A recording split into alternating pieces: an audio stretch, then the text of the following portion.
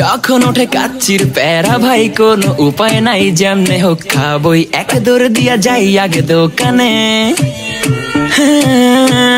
দোকানের সামনে যখন যাই নাকে ঘ্রাণটা পাই, মাথা থাকে না ঠিক, দৌড়াইয়া বসি এক কোণে। মেনু দেখা কনফিউজ হইয়া যাই, কাচ্চি নিমু নাকি খাসি ভাই, ডিসাইড করতেই লাইগা যায় 20 মিনিট। আই হাই খামু কোনটা, নিমু কাচ্চি নাকি খাসি।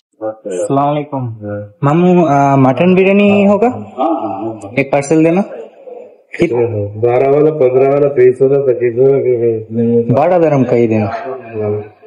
Mutton biryani parcel. বিরিয়ানি ছাড়া কোনো হবে না কথা, বিরিয়ানি কলিজার ভেতরে গাথা, বিরিয়ানি হইলে চাই না তো। তো গাইস ফাইনালি নিয়ে নিছি ভাই, 1 কেজির কম হইব না। আমার 3 দিনের খাওয়ান দিয়ে দিছে 12 টাকা।